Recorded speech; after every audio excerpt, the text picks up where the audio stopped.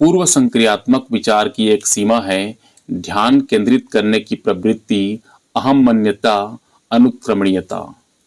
मूर्त सोच, जब बच्चे प्राप्त की गई सूचनाओं की व्याख्या करने के लिए अपने अनुभव के आधार पर सोचते हैं तो उसे मूर्त सोच कहा जाता है। यह कथन पियाजे के सिद्धांत के अनुसार नहीं कहा जा सकता, निरंतर अभ्यास से अधिगम होता है। पियाजे के अनुसार बच्चे ज्ञान को सक्रिय रूप से संचारित करते हैं जैसे जैसे वे दुनिया में व्यवहार कौशल का प्रयोग करते हैं तथा अन्वेषण करते हैं। पियाजे के सिद्धांत का प्रमुख प्रस्ताव है कि बच्चों की सोच गुणात्मक रूप से वयस्कों से भिन्न होती है।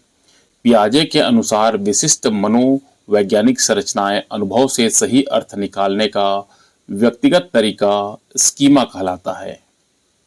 जीन पियाजे तथा वाइगॉत्स्की जैसे संरचनावादी अधिगम को इस रूप में देखते हैं, सक्रिय विनियोजन से अर्थ निर्माण की प्रक्रिया।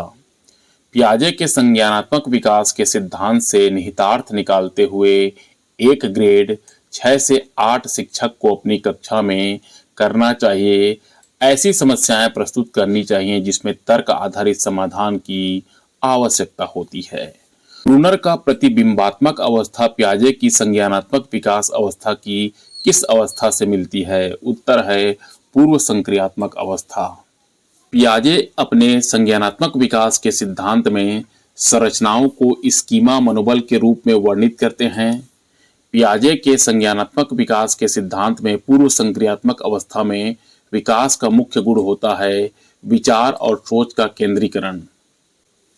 पियाजे के अनुसार पूर्व संक्रियात्मक चरण में बच्चे निम्न में से क्या कर पाते हैं? प्रतीकात्मक खेल। एक छोटी बालिका प्रतीकात्मक खेल कर पाती है पर अभी दूसरे व्यक्ति का दृष्टिकोण नहीं समझ पाती है और वह अपनी पकड़ से बाहर की घटनाओं की वजह से आसानी से परेशान हो जाती है। पियाजे द्वारा बताए गए चरणों में से कौन सा चरण इस बालिका के वर्तमान स्तर को अंकित करता है? इसका उत्तर है पूर्व संक्रियात्मक। पियाजे के सिद्धांत के अनुसार नई सूचनाओं को अपने मौजूदा ज्ञान में शामिल करने को आत्मसातकरण कहा जाता है। जीन पियाजे के सिद्धांत में वर्तमान स्कीमा द्वारा परिवेश को समझ पाने की असमर्थता के कारण नई स्कीम की रचना कहलाती है समायोजन। पियाजे के अनुसार यह संप्रत्यय कार्य रूप सूचना को संगठित और प्रतिपादित करता है स्कीमा।